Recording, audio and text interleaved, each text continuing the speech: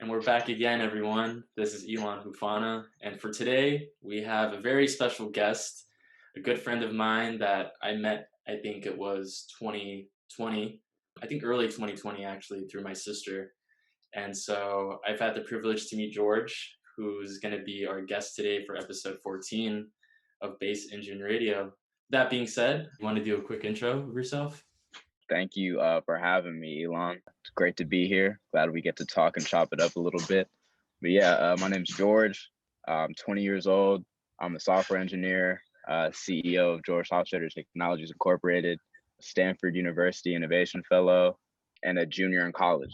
If we can kind of just jump straight into a little bit of actually your vision before we actually get into the backstory. So, like when we last spoke, you talked to me about social impact, tech, your work, your origin in Oakland, and now like you're doing work with Stanford. You got a lot of things planned. I don't want to spoil any plans, but yeah, I think there's a Thank you. lot of cool things that you can kind of share with the people. Well, yeah, since I started getting into tech, right, around 13, I've always been really passionate about uplifting marginalized communities, right? Growing up in Oakland, just like get thrown into that world of understanding like the structures in place and like why certain stuff is structured the way it is and it's not for you. Like there's spaces that are created not for you, and you don't really understand that until you get older. And I guess with my first introduction with technology, that was like my first realization of like, okay, this space was not made for me. Like this device was not made for me to use it. And through that lens, that's how I really started to understand like how powerful technology was. Something like it's like a tool that you can use to like counteract that, right? Create our own systems, create our own tools, so we don't have to be um, so reliant upon folks that don't want us here, right? So yeah, that's really it. You know, the vision has always been social impact and using technology to bridge that gap. We call it the digital divide, and yeah, really trying to dismantle white supremacist systems within that. That's amazing. I think what we can do now is we can start to bridge this vision that you have at this current moment and kind of talk about your upbringing on like your influences and what kind of made you think like this. I'd love for you to talk about, your early youth, elementary, middle school, even high school. Yep. I wasn't. I started getting interested in technology in middle school. I would say that was the first thing. I remember. So I went to John Muir in San Leandro, and I had a science teacher, Mr. Vonderhod, and he was a cool cat. But I had just gotten into jailbreaking, right? And a lot of the folks at the time, like, they don't want devices jailbroken. You know Yep. what I'm saying? Like, because Apple's not going to support you. Like, if they find out it's jailbroken, you break a phone, they're not going to replace it. I was on that way, but I love the customization. So as I'm practicing this right with my iPod, and I'm fucking up here and there, but we're still fixing it, and I was getting the gist of everything. I go to school one day, and he hears me chopping it up with one of my friends about how I jailbroke my phone and then or my iPod, excuse me. And then he mentions that his daughter happened to be wanting to jailbreak her phone, right? And he wanted to support that. He wanted to like have her explore and all that. So he happened to pay me to do it for him.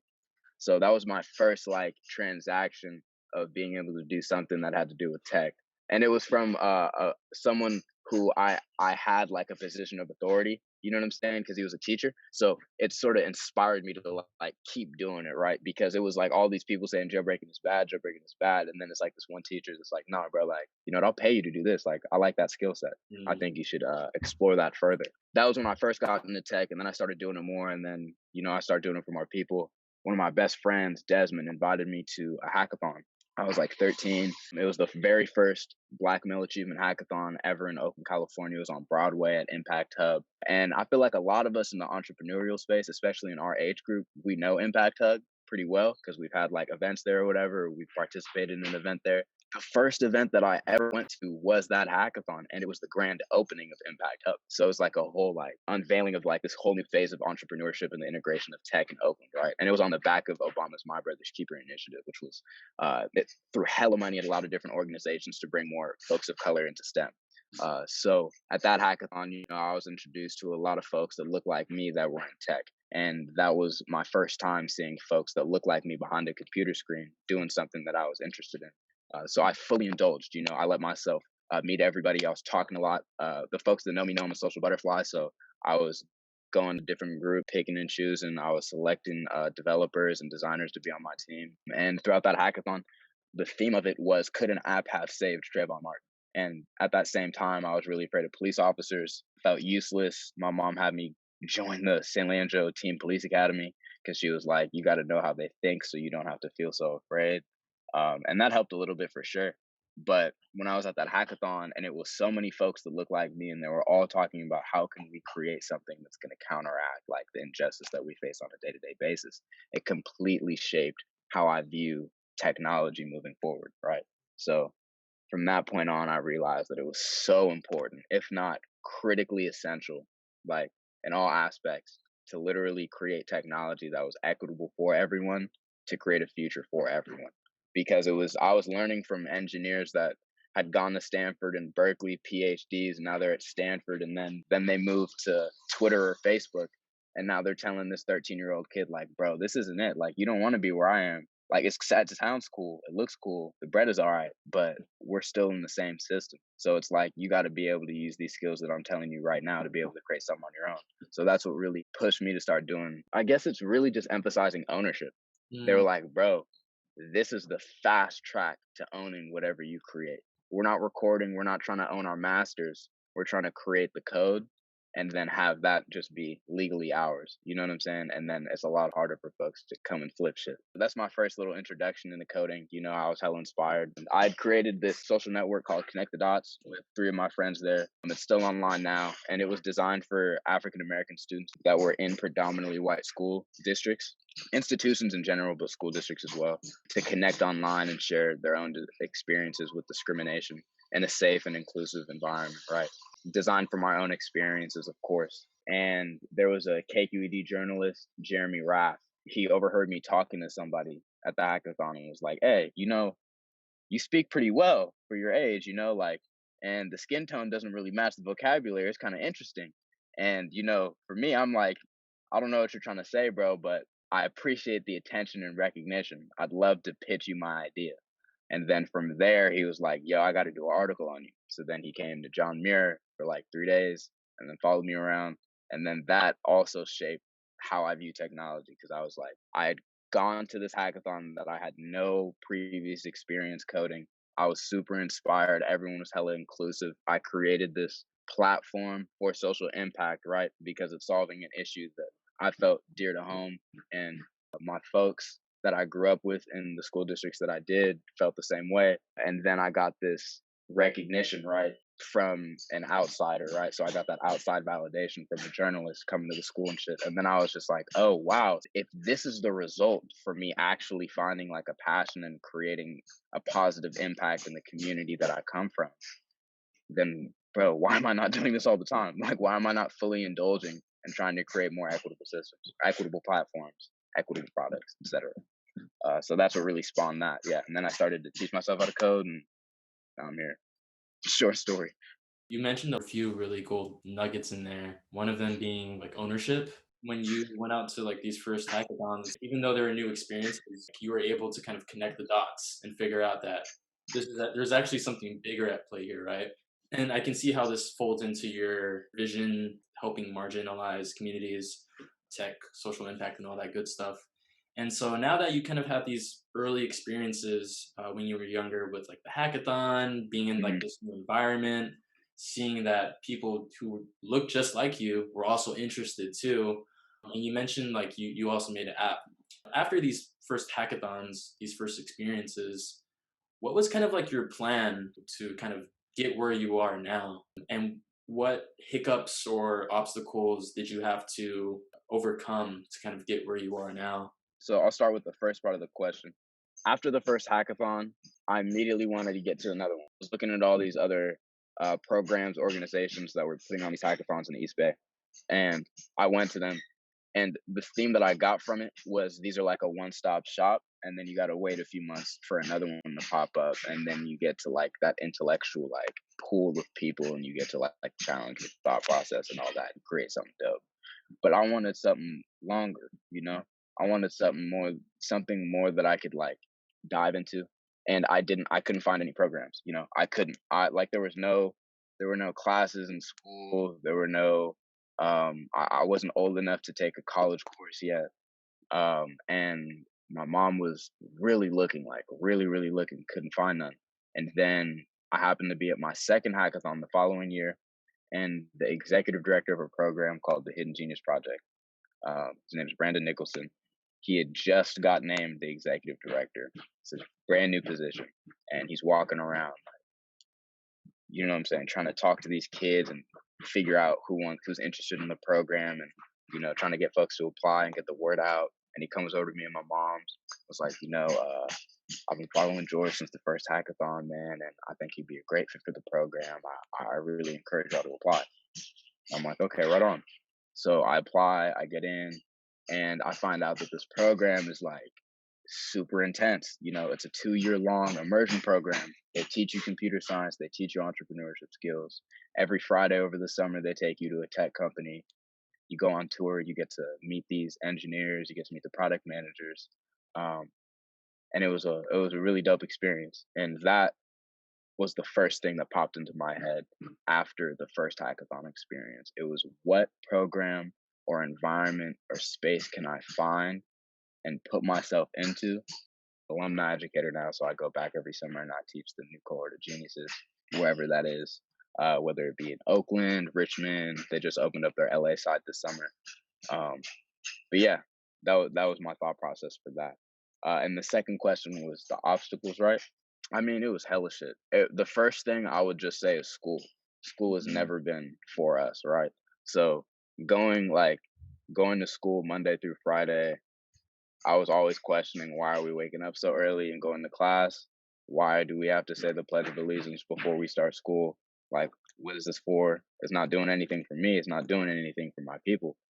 So why are we doing it? And it was really around what we were learning that really turned me off. And I was like, this is not doing anything to promote what I want to learn. So I fully indulged in the Hidden Genius Project and the hackathons, and I started teaching computer science workshops on the side after school, to other kids that wanted to learn. And that's how I really got into another, like, emphasize on ownership, right? Like starting something that wasn't already there because it's necessary, although there might not be the resources there for you to do so.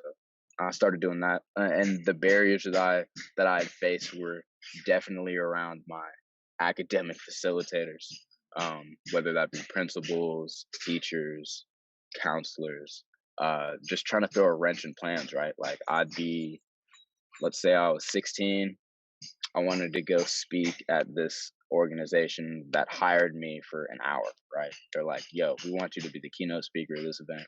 Come down. It just happened to be 10 to 11, right? And it's on a Tuesday. I have class. My mom's way more like career oriented than academic oriented, if that makes sense. So she was like, man, I know you don't give a fuck about biology. So I'm gonna just take you to go get this quick $350 to do a speaking engagement because I don't know any other 16-year-old that's doing that, right? So she was hella hell bent on really trying to encourage that. As I began to start doing more stuff like that, my teachers would reach out to my moms and be like, yo, like, he needs to be in class, like, what's going on? I'm just like, yo, like, I don't know what to tell you. You know what I'm saying? Like, we can work together. You throw me some work that was done in class that I can do on my own. But a lot of times they were like, no, his participation is so important. I'm just like, yeah, that's cool.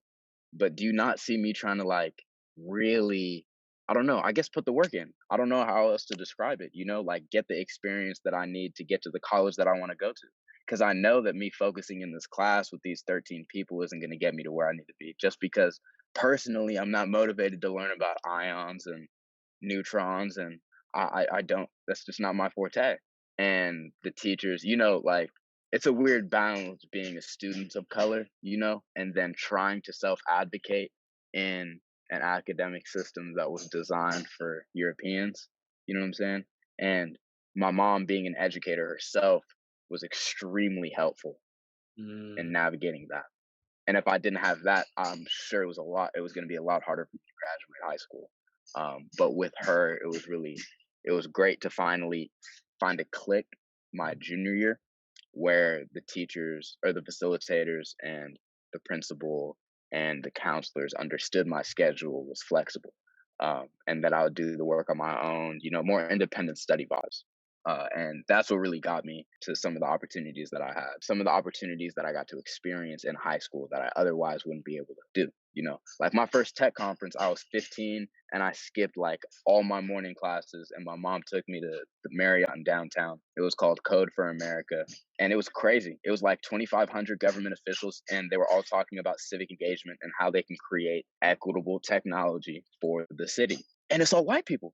And it's confusing. It's like, yo, what? This is in the heart of Oakland. This is my first tech conference. And I talk about this all the time in a lot of my talks. And it was so like mind blowing for me because it was like I was invited by the mayor to come to this. I was super excited. I was expecting it to be like another supportive hackathon that I was just at. And it was completely the opposite. So that was my first realization of like, oh, let me step back. I forgot this was a space y'all don't want me in.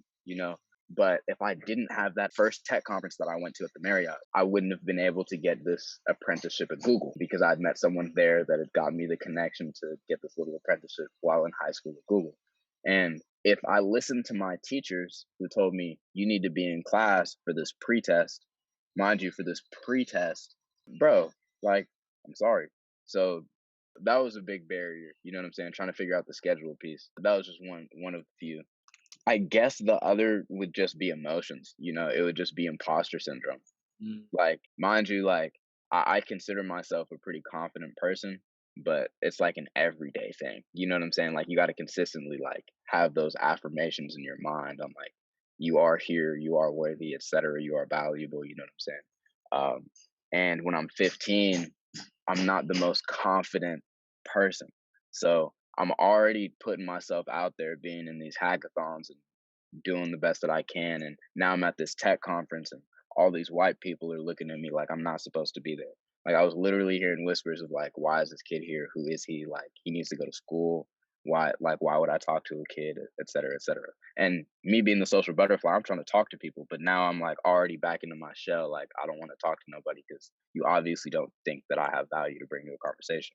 So I would say that imposter syndrome lingers, daily, especially when you're in an environment like tech. So it's definitely more, I would say, more prevalent when you're like when you're literally in a physical space and folks don't look like you and you're trying to contribute to something. But even now, I just got contracted earlier this summer to be an engineer for a tech company called Bitwise Industries. The first experience I had, I was like, all right, I know this is going to be polarizing. Like, I know that folks are going to be like, who is this young black kid?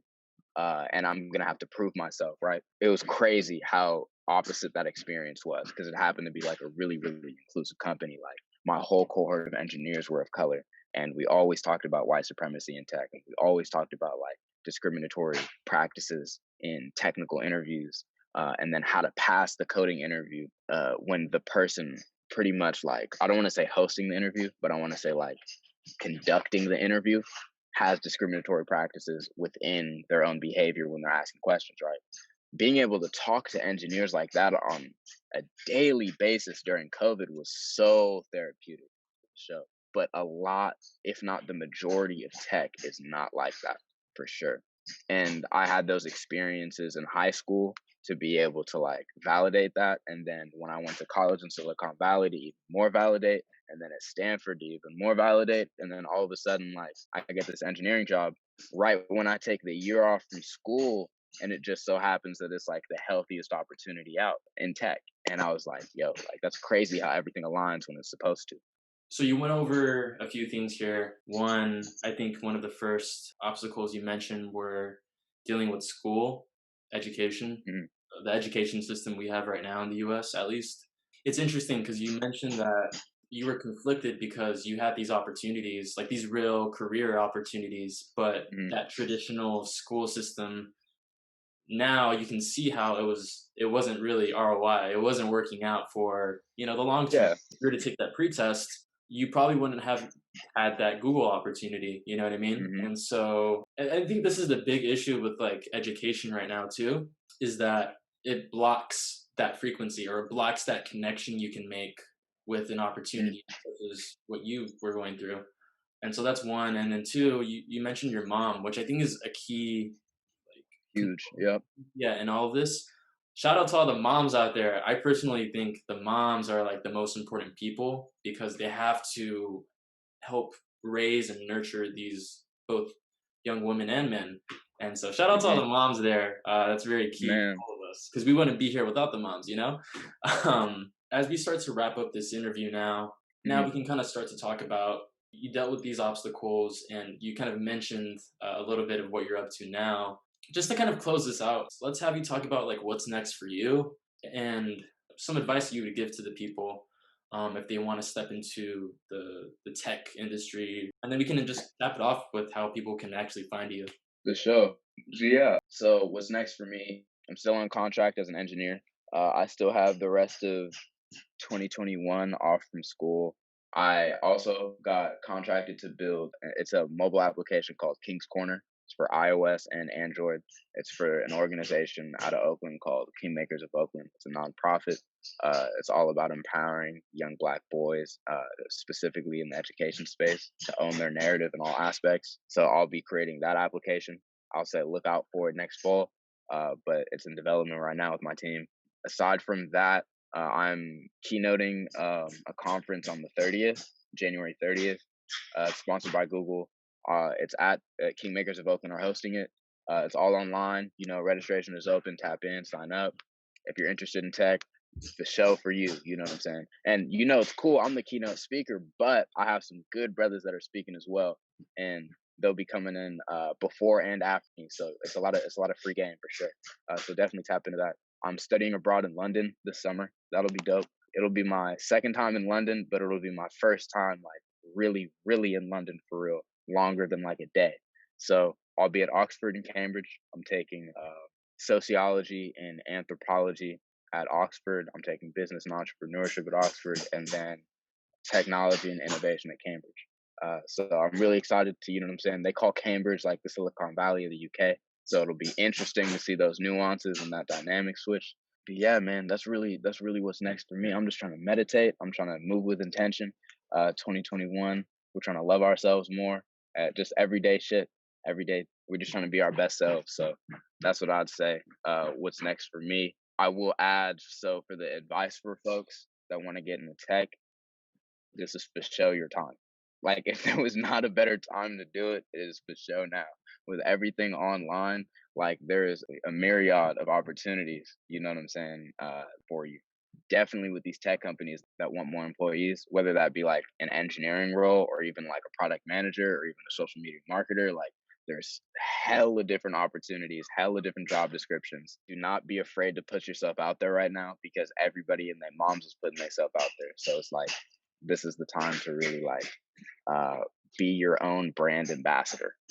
I guess that's the way I can articulate it. You know what I'm saying? Like, really, I'm a real big proponent with entrepreneurship. So if it's like, if you're in school and you're paying for it, bro, reinvest in yourself. Take ownership of whatever you're making right now and whatever you're creating.